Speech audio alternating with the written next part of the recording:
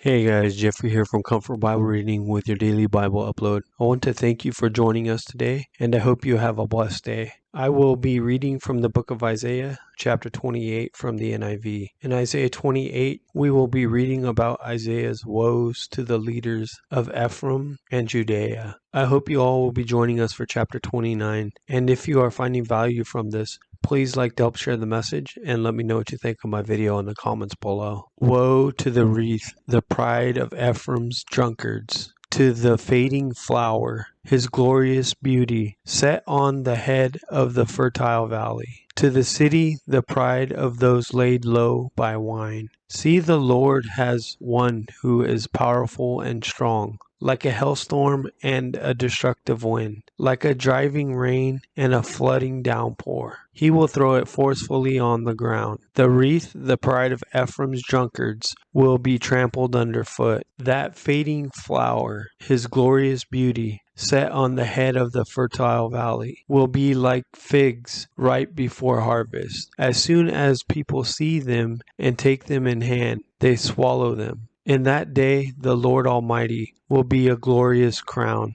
a beautiful wreath for a remnant of his people. He will be a spirit of justice to the one who sits in judgment, a source of strength to those who turn back the battle at the gate. And these also stagger from wine and reel from beer. Priests and prophets stagger from beer and are befuddled with wine. They reel from the beer. They stagger when seeing visions. They stumble when rendering decisions. All the tables are covered with vomit, and there is not a spot without filth. Who is it he is trying to teach? To whom is he explaining his message? To children weaned from their milk, to those just taken from the breast. For it is, do this, do that, a rule for this, a rule for that, a little here, a little there. Very well then, with foreign lips, a strange tongue, God will speak to this people, to whom he said, this is the resting place, let the weary rest, and this is the place of repose. But they would not listen. So then the word of the Lord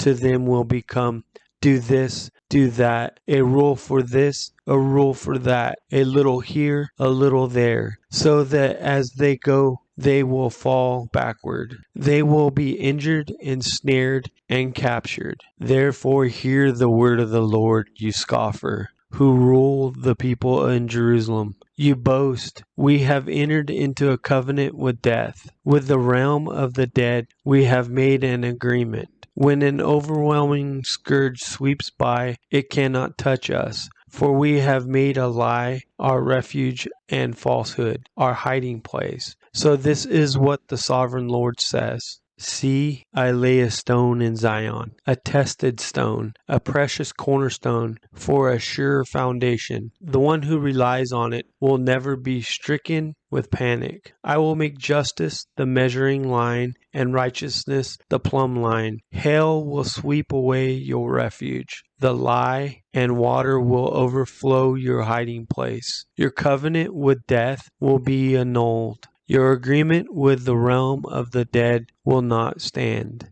When the overwhelming scourge sweeps by, you will be beaten down by it. As often as it comes, it will carry you away. Morning after morning, by day, by night, it will sweep through. The understanding of the message will bring sheer terror. The bed is too short to stretch out on, the blanket too narrow to wrap around you. The Lord will rise up as he did at Mount Perazim. He will rouse himself as in the day of Gibeon to do his work, his strange work, and perform his task, his alien task.